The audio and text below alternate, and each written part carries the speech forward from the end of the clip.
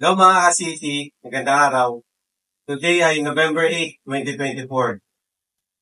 Pag-usapan natin kung ano ba ang kalagahan ng calcium carbonate para sa ating mga alagang crayfish o crawfish. Tara, samahan niyo ako. Kami sa Crawfish Corner ay gumagamit kami ng calcium carbonate. Saan ba gawa ang calcium carbonate na aming ginagamit? Ang calcium carbonate is a chemical compound made up of calcium, carbon, and oxygen. It is a common substance found in rocks such as limestone and is also the main component of many shells, pearls, and eggshells. Ito ay galing sa eggshell, kung saan ang eggshell ay merong 95% content ng calcium carbonate na kung saan napakahalaga sa ating mga crayfish o crawfish. Ang Crawfish Corner ay nagsimula noong October 2023 na kung saan bago namin inilagay ang aming mga crayfish o crawfish ay pinalipas muna namin ng isang buwan. After 1 month ay inilagay na namin, ito ay November 2023, inilagay namin ang aming mga crayfish o crawfish. Na kung saan, after ng 1 month, pagdating ng December, ay nakita namin ang aming mortality rate ay 59%.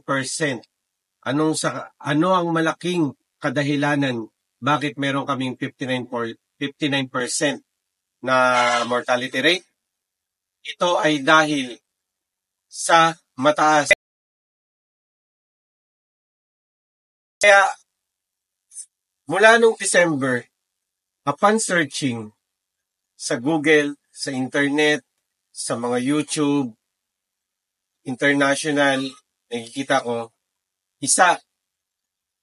si Desmond Chow sa tinitingala na magaling mag-alaga ng crawfish o ng crayfish sa Asia.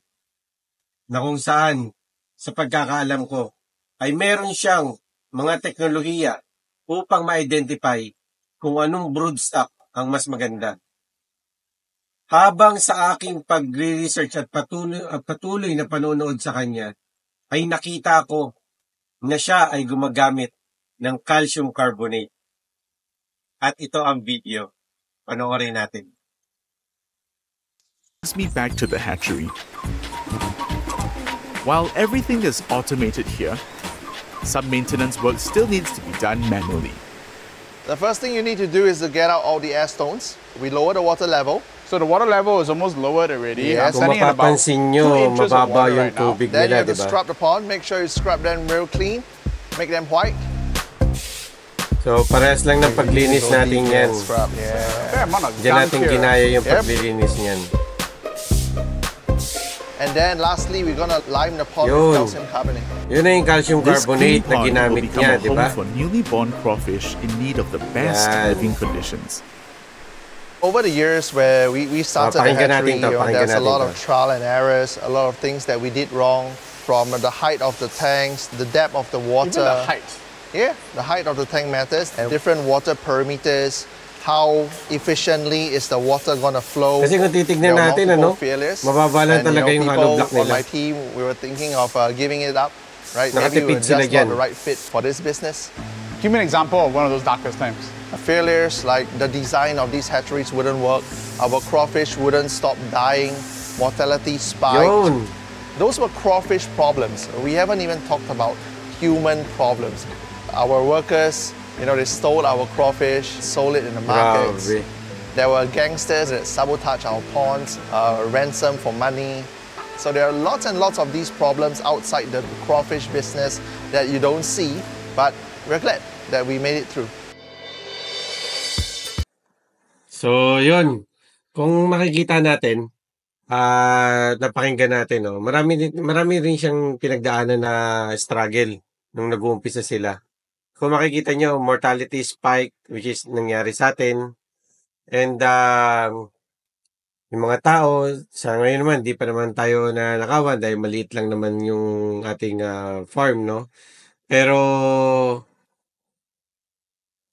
kung tutuusin yung kanya, siguro talagang quality breed niya, no? Kaya talagang ninanakaw or talagang ganun karami kaya nananakawan siya. Pero hindi siya sumuko sa kanyang adikain na alam niya sa sarili niya na malaki ang magiging contribution ng crawfish o crayfish sa bansa nila. Kaya napaka-idol ko talaga yan si Desmond Chow. Actually, may mga series of emails kami pero hindi ko na i-disclose yung mga series of emails namin. Yun lamang.